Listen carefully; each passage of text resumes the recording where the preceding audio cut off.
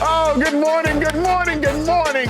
Beautiful people, welcome into the facility once again. To my right, I got TJ Husmanzada in for LaShawn, Shady, McCoy. TJ, before I get to James Jones, what's the good word, my brother?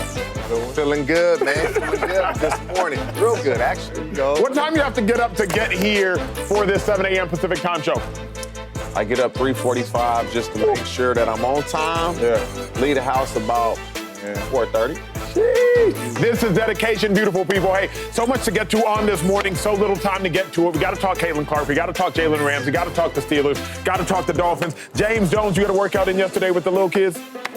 Works out every day. Yeah, man, you know what? So my nephew's here because we got the internship here. Yep. And I thought, because my boys went back to Arizona. Yep. I'm like, man, finally I get to rest. So I get up from my little nap and he looking at me like, you ready to go work out? Let's go get active, brother.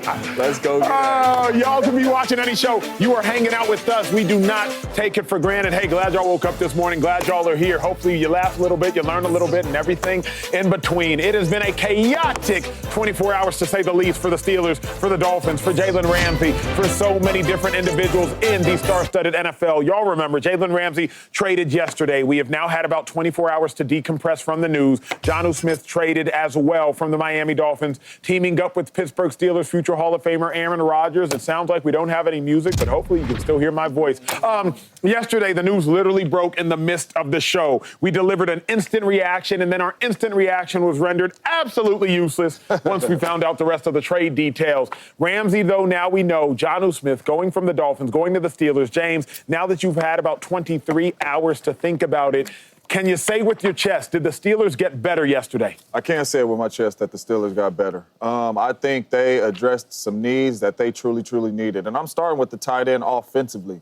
You get another tight end in Jonnu Smith to go with Freiermuth. And I forgot Darnell Washington is still there, the big boy out of Georgia. I'm sure they're probably still going to use him. But they got better personnel-wise of what they are trying to do offensively. All right, we are going to get in 2 tight end sets. We are going to be able to run the ball, and we are going to be able to play action pass off of that. But you got Jonnu Smith to go with Freiermuth and DK Metcalf. The offense got better. And then defensively, you get a true lockdown corner in Jalen Ramsey. And we do not know yet how they are going to use him exactly. But if they put him at corner, you have 3 lockdown corners. You signed Darius Slay. You obviously got Porter Jr. over there. And then now you bring over Jalen Ramsey. You got 3 dudes that you can get in man-to-man coverage and cover. And you have a bad man in Jalen Ramsey that can travel. If it's too much for the young dude trying to deal with a Jamar Chase or a T. Higgins, he can travel. So I think they got better defensively and they got better offensively. Obviously, it comes down to how well Aaron Rodgers is going to play.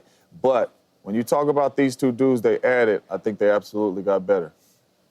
They got better, but I don't know how much better they got. They lost a very, very good player in Minkah Fitzpatrick, and they got a great player in Jalen Ramsey. Jonnu Smith, he's a good player, but I think we're putting too much on Jonnu. We acting like Jonnu Smith just a piece. Is George Kittle or Travis Kelce. He not like his best season was his last season in Tennessee. Prior to last season, he had 41 catches, 8 touchdowns. New England signs him to a big contract. He had 1 touchdown in 2 seasons with the New England Patriots. 1 touchdown in 2 seasons. And so when that happens, then he goes to Atlanta with Arthur Smith. 50 catches, pretty good. Last year was like, whoa, 88 catches, 800 yards, 8 touchdowns again. So are you saying Jonnu Smith doesn't actually move the needle that much in your mind? Yes. And so you brought up Darnell Washington. Yeah. So now if they're going to play Jonnu Smith a little more, what you believe they are, they're going to lose a little bit in the run game because that's Darnell. That's what he does. He's going to move guys off the line of scrimmage. So now are you sacrificing the run game by not playing Darnell Washington and trying to situate the passing game with Jonnu? Is that what they're going to do? Because that's Arthur Smith want to run the ball. Mike Tomlin want to run the ball. Defensively, they are better.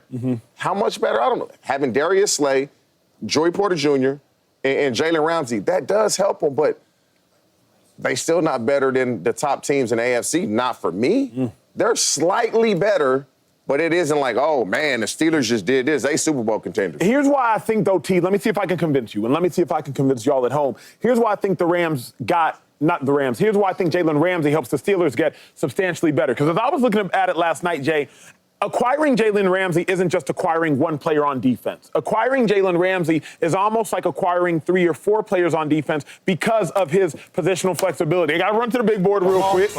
T, let me see if I can convince you just very quickly. And I want y'all to remember, if you remember nothing else during the first 15 minutes of the show, remember this. Jalen Ramsey's positional flexibility, his positional versatility, it equals defensive flexibility. Remember, his positional versatility, it equals defensive flexibility. Bring it on camera. I want to show the tape. James, you'll find this fascinating. James Jones, you have already seen it. The very first thing is, where is Jalen Ramsey right now? Jalen Ramsey plays what position? Well, we know he plays outside cornerback. He plays outside cornerback, but that's not where Jalen Ramsey is. Right now, Jalen Ramsey is at the nickelback position. He's at the nickelback position. When he's at nickel, James Jones, he alluded to this yesterday, he can do a lot of different things, such as blitz. On this play, I just want you to see number one, where is Ramsey lined up at, and what is Jalen Ramsey going to do? He's not in his typical position. He's playing nickelback right there. I think the Steelers can use him at nickel. Right there's just a simple pass breakup. That's simple. Okay, last time around, Jalen Ramsey did what? He was at the nickelback position. But this time around, where's Jalen Ramsey? No, he's not there. Wait, no, he's not there. Now he's actually at his traditional outside cornerback position. Jalen Ramsey, his positional flexibility, it allows a lot of defensive versatility. The first time at nickelback, he got a pass breakup. This time at outside cornerback, watch what Jalen Ramsey's about to do. Now I'm just going to get an interception and make sure I steal the game. Y'all see where the hands are pointing. Y'all see where the hands are pointing. Y'all see the celebrations. Y'all see the celebrations. Jalen Ramsey, his positional versatility, it gives the Steelers defensive flexibility. Something, T, I found the most interesting. I'm not going to show a play here. I just want y'all to digest the information I'm about to give. On this play, where is Jalen Ramsey? He's not at outside cornerback. This is back when he played for the Rams. He's not at outside cornerback. Where in the world is Jalen Ramsey? Once again, he's tucked in, hidden here. Now, here's the most fascinating thing of all of this. And really the most fascinating thing to me that I realized yesterday when I was watching all the tape. If you look at the Rams on defense right now, hey, this is a linebacker. This is a linebacker. This is a linebacker. But where in the world is the other linebacker? If you run a 3-4, there should be 2 inside linebackers. Where? I'm confused. Where's the other linebacker? He's not on the field. What the Rams did here, they went with 3 defensive linemen. They went with 3 linebackers, and they went with 1, 2, 3, 4, 5 defensive backs. Jalen Ramsey, he allows flexibility. Heading back to the desk, and let me talk to y'all as I walk back to the desk. The interesting thing I found when I looked at this, and James T, hopefully y'all viewers at home also find it fascinating. If you can play with just one linebacker on the field, inside linebacker on the field, that allows the Steelers to put the most talented players on the field at all times.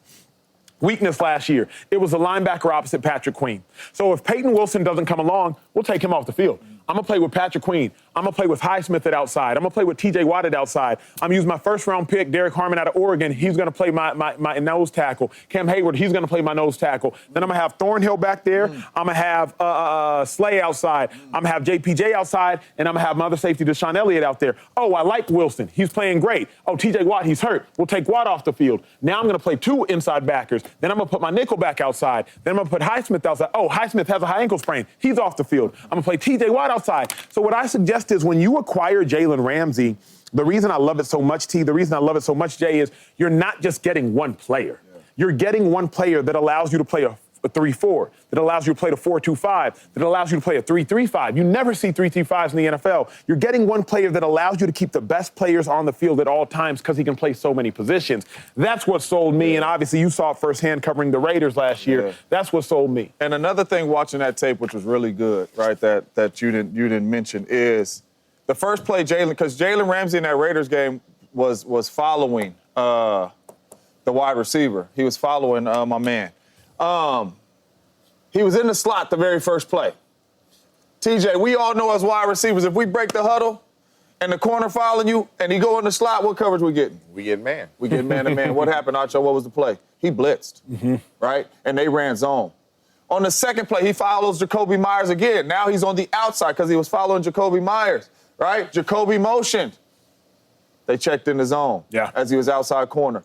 Like, Jalen Ramsey gives you the opportunity to disguise so much. Because if he's going to follow Jamar Chase probably thinking, dang, it's man-to-man. No, it ain't. It's zone. Joe Burrow probably thinking this, man, no, it ain't. It's zone. And now he's blitzing. He's a heck of a tackler, and he's so versatile. They got better defensively. And you just saying them names right now defensively? Correct. Oh, my God. Correct. If they can stay healthy, whew. Hey, James, I would interrupt you for only one reason. We have breaking news. Again, it's a show of breaking news. I'm sorry, James. Hey, Shai Gilgeous-Alexander signed a massive 4-year, $285 million extension literally as we were speaking, and I'm up there talking about Jalen Ramsey. Shai Gilgeous-Alexander is getting generational wealth for years and years and decades and centuries to come. 4 years, $285 million. It's the highest annual salary for a player in league history. $71 million. $71 million per year. What's that break down to? Like $250,000 freaking every day. $71 million a year. Here's what we know. Shai Gilgeous-Alexander, he did something over the course of this NBA season that I think we've only seen 4 other times in NBA history. He was a scoring champion. He won regular season MVP. He won finals MVP. We've seen Shaquille O'Neal. We've seen Michael Jordan. We've seen Shai Gilgeous-Alexander. And there's one other person, Matt, who's slipping my mind. But Shai Gilgeous-Alexander, quite literally this year, did what not even the great Kevin Durant could do, not Russell Westbrook could do, what James Harden couldn't do, and that's bring Oklahoma City its very first championship, and now rewarded $71 million. James, one, what's your instant reaction to that? And then, T, I'm going to ask, how much pressure does that now put on SGA to make sure this wasn't just a flash in the pan? But, James, what's your instant reaction? Money well spent. Money well spent. If you watch Shai all year long, Shai was a bad man all year long. If you watched him in the finals and you needed to close out a game and you needed a bucket, he was the one that delivered. Shai is a bad man. This is money well spent. And you get him locked down. You're going to get some other young players on your team locked down. They are going to be here for a very long time competing for championships now that they got Shai locked down. It's well-deserved, man. He's earned this. Like, you with the Los Angeles Clippers and you get traded because they don't really believe you can be this type of player. He got in the gym, he put that work in, and now he's reaping the benefits of his hard work. And so Oklahoma City, they smart.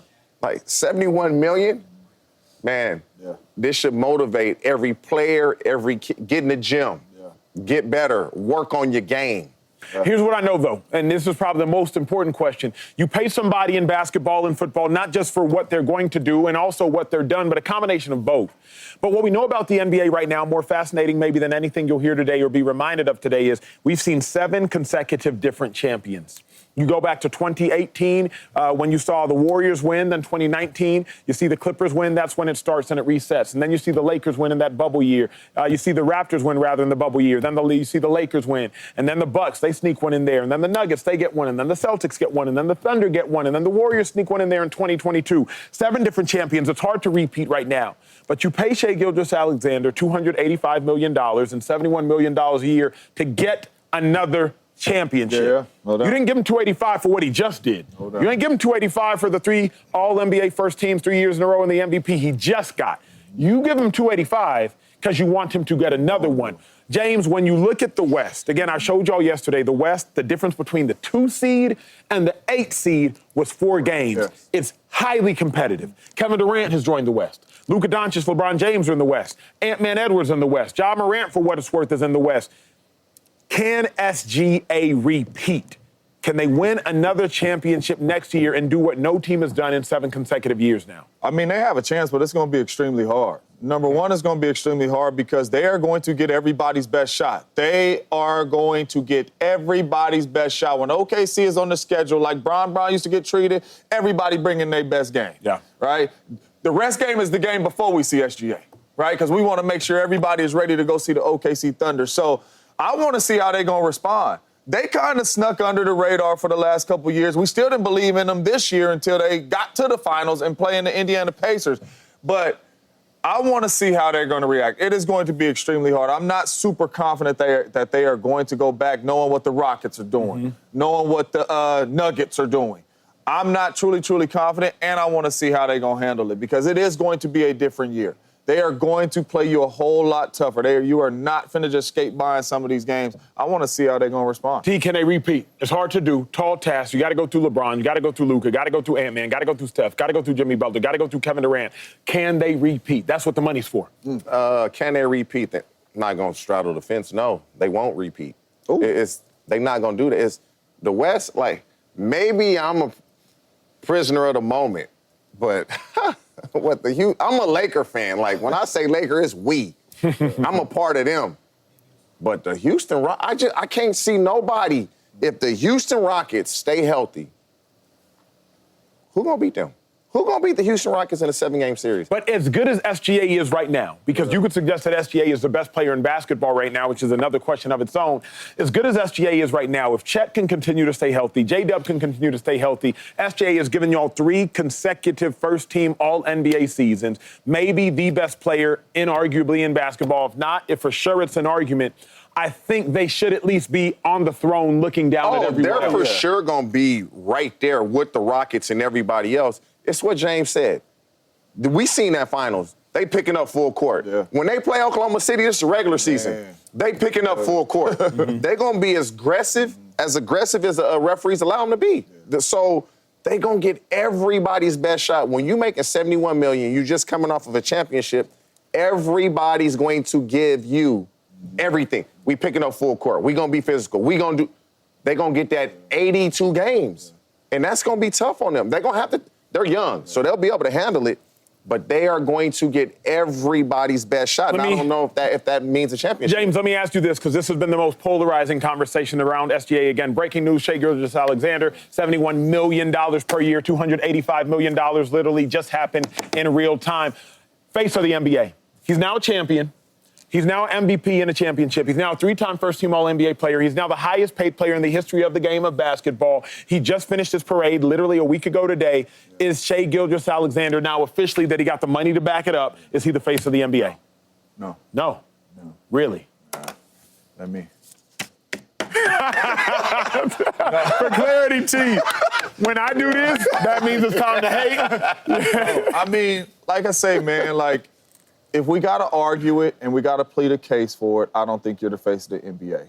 We've seen Giannis dominate the NBA and win MVPs and championships and all that, and he's not the face of the NBA. We've seen Joker do the same thing, and he's not the face of the NBA. And now we're seeing Shai do it, and he's not the face of the NBA. I don't think it's a clear-cut face of the NBA right now. I still think all of these guys are out there fighting for that. Yeah. And Shai, even with this money, I think he's still fighting to be the face of the NBA. But right now, as we sit up here today, what's it, Tuesday? Tuesday. No.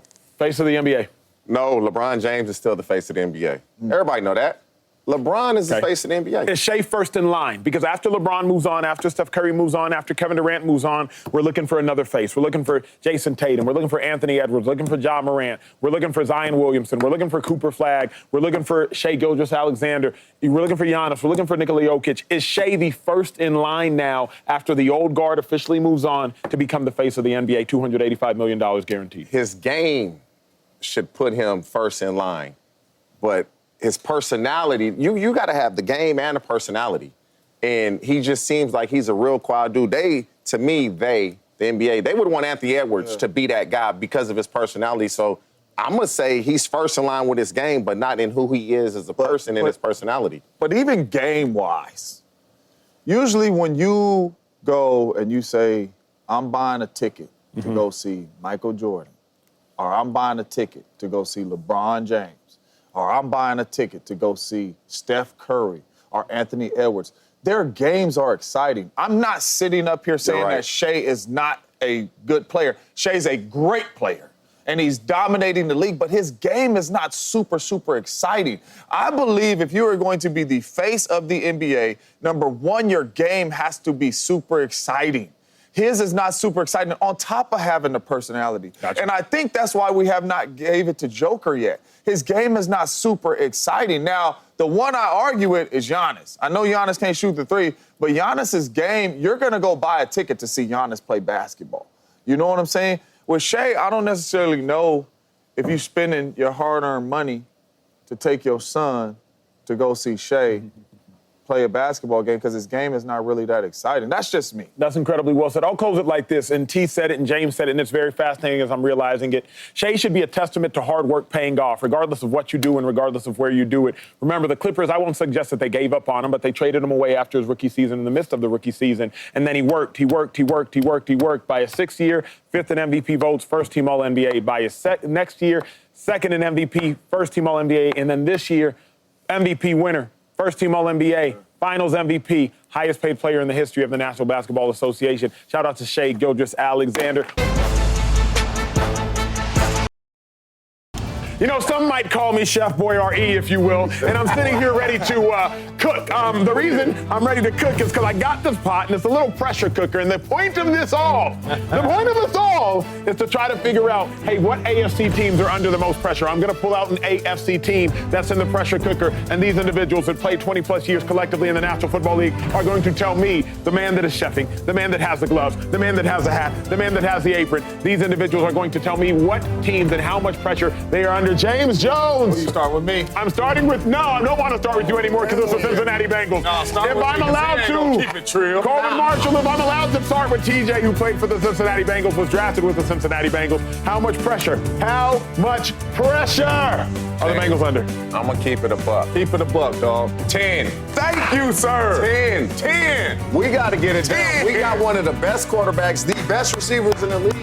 We got to get it done. I'm going to keep it a buck. Okay, he kept it real. Let's see if James Jones will. Okay, that was not okay. This is the Kansas City Chiefs. How much pressure, James Jones? We went from 10 to 1. What pressure's on the Kansas City Chiefs? At our worst, we at the AFC Championship. Let's just say they don't go this year. A 1? A 1. It ain't no pressure on Patty Mahomes and the Kansas City Chiefs. This is what they do. It's no added pressure on them. For the last 7 years, they've been in the Super Bowl or the AFC Championship. 1. Let's see then how much pressure another team is under. There we go. The Chargers, I got to build up this pressure because I know the Chargers better be under some pressure, T. 8. Yeah, okay. That's fair. Okay, that's a good one. Most teams have always done very well in the second season, but Justin Herbert is yet to win a playoff game. Pressure's on. You got to get it done. Pressure's on. I like this one. James Jones, how much pressure are the Houston Texans under? Oh, man. Texans. I put the Texans at a 7 because at one point we got to take the next step. Fair. We can't keep winning one playoff game and we got all these pieces. Add C.J. Gardner-Johnson to a really good defense. Fair. 7. Let's see what's left. The last one. How much pressure, T, are the Steelers under? Pittsburgh Steelers. 9. You got Aaron Rodgers. You're making all these trades. Everybody think you're going to do this. They think you got to show up. And you're in the division. Well, you have the 3rd worst quarterback in the division. One more. A lot of pressure. There's one more. I got to build this up. I have to build this up for dramatic effect.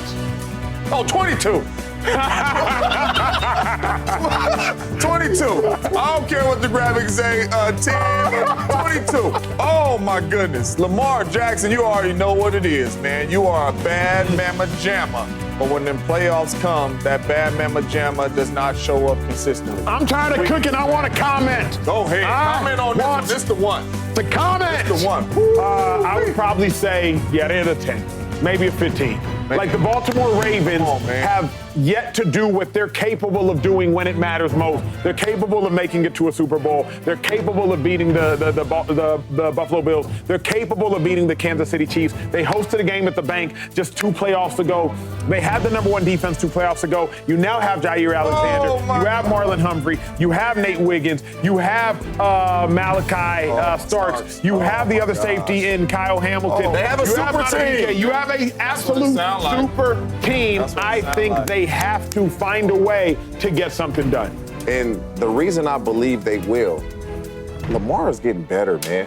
Like, people talk, like the way he threw the ball last year with the accuracy, he's only going to get better. Like, we hadn't seen that it was, Lamar can't throw the ball. They're relying on the run game so much.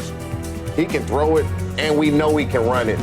This may be their year. If Lamar is the regular season quarterback that he always is, they walk into the Super Bowl with this team. And they walking out with the trophy. And they walking out of there with the trophy. Like, if Lamar's that dude, it's on Lamar. Yeah. And it's not even on you to do nothing crazy. It's on you to be you. If he is him, they walking. Be regular season. I think Lamar got to borrow this. Lamar, it's time for you to cook, bro. Yeah. Give it to him. I don't need this one no more. Lamar, it's on you.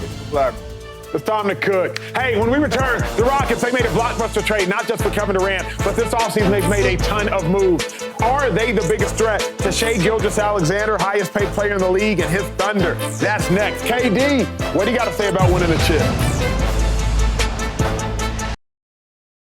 Beautiful people, again, thank y'all for tuning into the facility. You could be watching any show. You're hanging out with us. Don't take it for granted. It's a lovely Tuesday here in California. Hey, and it's lovely for the Rockets because they have made a lot of moves, notably Kevin Durant. But yesterday, they acquired Lakers starter at the 4 position when Rui got hurt, Dorian Finney-Smith Jr. They also added center Clint Capella. When you now look at the Rockets roster, they're really filling it out from top to bottom. Dorian Finney-Smith played some very extremely valuable minutes for the Lakers, especially with Rui dealing with that injury towards the back half of the season. So it looks like the Rockets added another starter to a lineup that will likely include Şengün.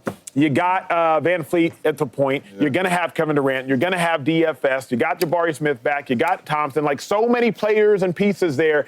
James Jones. Are KD's Rockets a real threat? Like, are they a real threat to the Thunder? To the Thunder? To win a championship. The Thunder are the reigning champs. They're a real threat to everybody. Oh. Everybody coming to Houston. Everybody see Houston coming to you. They are a threat to everybody. If you look at their roster and you added KD, and then you add Smith, they are going to be able to defend too, Acho. Because KD can defend. He is long. He can defend. You have Amir Thompson, who we know he can defend. And then you add Smith. He can. This is going to be a really good basketball team that is going to be really well coached as well. Last year, it was all about having that star player that could get you a bucket. This was the number 2 seed. They did not have that. Now you have that guy in the building and KD on that side of the ball that can get you a bucket at any time, at any moment. And then you add another defender and you add Clint Capella as well, an athletic big. They're not just a problem for OKC. They are a problem for everybody in the West. I think I'm giving an unbiased take. Are we waiting? Because every time I talk about Kevin Durant, people say I'm hating. Yeah. But I think I'm giving an unbiased take. How can you lead me to believe that the Rockets are legitimately going to be champions when Kevin Durant, since he has left the Golden State Warriors, has only won 2 playoff series?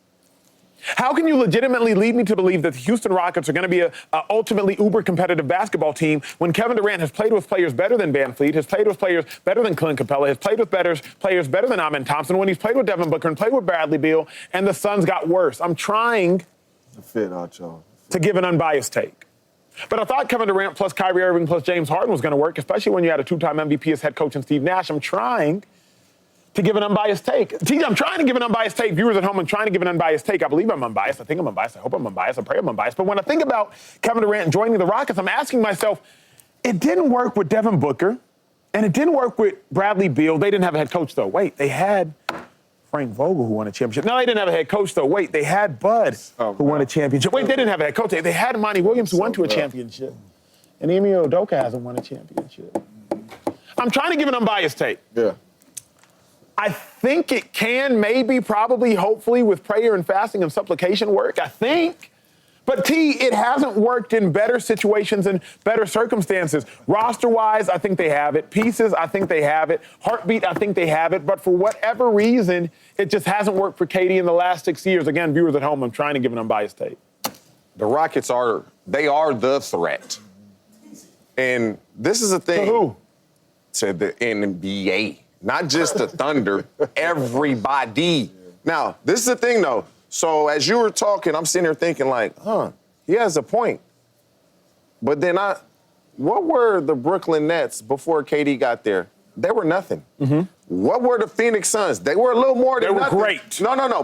The year before he got there, they weren't great. They were a 60-win team for 2 years of the 3 years prior. But the year before, the year before he got there, they were just okay. Sure.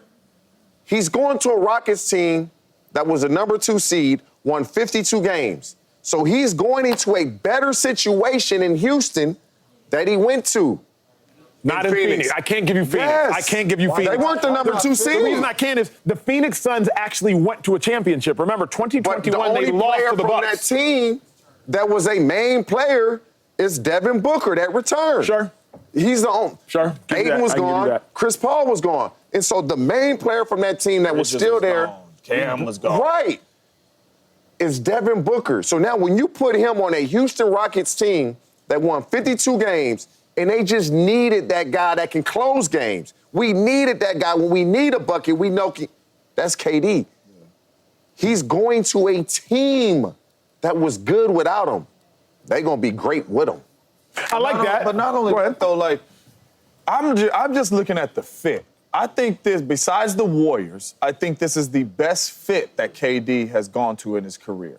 And what I mean by that is if the Philadelphia Eagles had 3 Saquon Barkleys, all 3 of them ain't going to have good years. You understand what I'm saying? So when you say Bradley, Bill, Devin, they're really all the same guy at KD. They're true scorers. They're not lockdown defenders they're true scorers. When you talk about this Rockets team, it's everybody really has a role. Mm-hmm. Like, they're a well-built team. You got a center that can score the ball. Yes, you got KD that can score the ball. You got 2 dudes that's really just worried about, I got the best player, KD, you catch your breath. You know what I mean? So the way the team is built, this is probably one of the best teams in the West, the way they are built from top to bottom. In the West, they one of the best teams. But I'm just saying, and then you got a point guard that's a champion that can shoot the ball and get everybody better. Like, the way they are built is different than the way they were built. I'm not going to snitch on you because Shady called me out for snitching before. I've grown sitting in this desk. I won't snitch on you. I've learned. I'm matured. But T, I know this much. If a friend were to tell me, hey, Ach, I got this stock. I want you to invest in it. And I invest heavy into that stock, about 20% of my net worth, and then it goes under.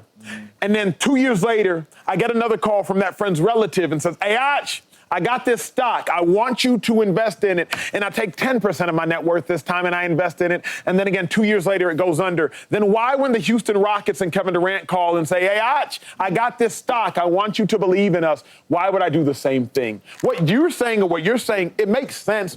It's a different team. It's a different team. It's a different team. It makes sense. But y'all, like, I was all in on the Nets' big 3. And I was partially in on the Suns' big 3. Is there not at least, my final question for both of you, starting with you, James, is there not at least a shadow of doubt that, like, for Kevin Durant, it hasn't worked, and he's played under better coaches, or at least more winning coaches, and he's played with better players. Yes, the fit looks great on paper, but James, given what you've seen the last 5 years, is there not at least a little bit of doubt that suggests maybe I'm wrong? Yeah, I mean, no, because I look at the situations. Brooklyn situation, I don't even count that. Him and Harden and Kyrie played, maybe 15 games or something together, 20 games or something? I don't even count that. Kyrie was dealing with his off-the-court stuff. James Harden was in and out, dealing with injuries and all that. It really was KD there. The Suns, I can get with you a little bit on the Suns, but I still feel like the fit. You have 3 dudes. Like, going to the Suns, we were having conversations like, who's going to have the ball in their hands at the end of the game? Who's going to be the main leader on the team? Who's going to be the scorer and all that? We know what's going down in Houston.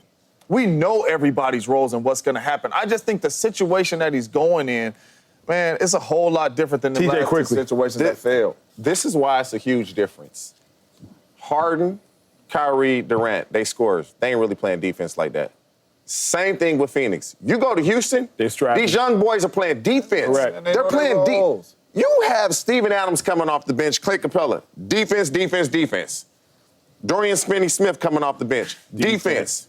Amin Thompson start lineup, defense. Jabari Smith in the start lineup, defense. Ooh. They didn't have that on the previous stops from Brooklyn and Phoenix. This team is built different. Built different.